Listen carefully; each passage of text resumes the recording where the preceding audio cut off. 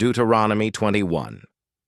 If in the land Adonai your God is giving you to possess, a murder victim is found lying in the countryside, and the perpetrator of the murder is not known, then your leaders and judges are to go out and measure the distance between it and the surrounding towns. After it has been determined which town is the closest, the leaders of that town are to take a young female cow that has never been put to work or yoked for use as a draft animal. The leaders of that town are to bring the heifer down to a wadi with a stream in it that never dries up, to a place that is neither plowed nor sown, and they are to break the cow's neck there in the wadi. Then the Kohanim, who are Levim, are to approach. For Adonai, your God, has chosen them to serve him and to pronounce blessings in the name of Adonai. They will decide the outcome of every dispute and matter involving violence. All the leaders of the town nearest the murder victim are to wash their hands over the cow whose neck was broken in the wadi.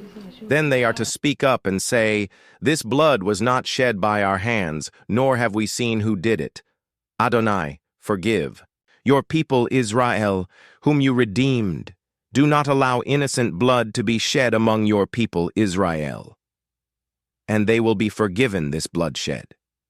Thus you will banish the shedding of innocent blood from among you by doing what Adonai sees as right. When you go out to war against your enemies, and Adonai your God hands them over to you, and you take prisoners, and you see among the prisoners a woman who looks good to you, and you feel attracted to her and want her as your wife, you are to bring her home to your house, where she will shave her head, cut her fingernails, and remove her prison clothing. She will stay there in your house, mourning her father and mother for a full month, after which you may go in to have sexual relations with her and be her husband, and she will be your wife. In the event that you lose interest in her, you are to let her go wherever she wishes. But you may not sell her for money or treat her like a slave, because you humiliated her.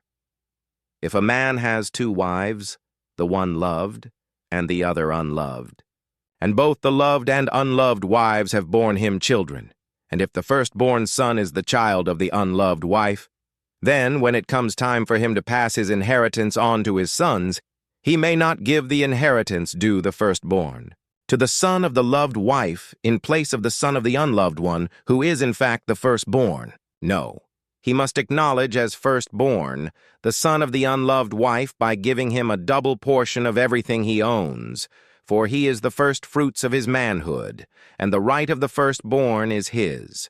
If a man has a stubborn, rebellious son who will not obey what his father or mother says, and even after they discipline him, he still refuses to pay attention to them, then his father and mother are to take hold of him and bring him out to the leaders of his town at the gate of that place, and say to the leaders of his town, "This son of ours is stubborn and rebellious. He doesn't pay attention to us, lives wildly, gets drunk."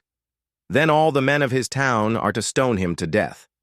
In this way, you will put an end to such wickedness among you, and all Israel will hear about it and be afraid.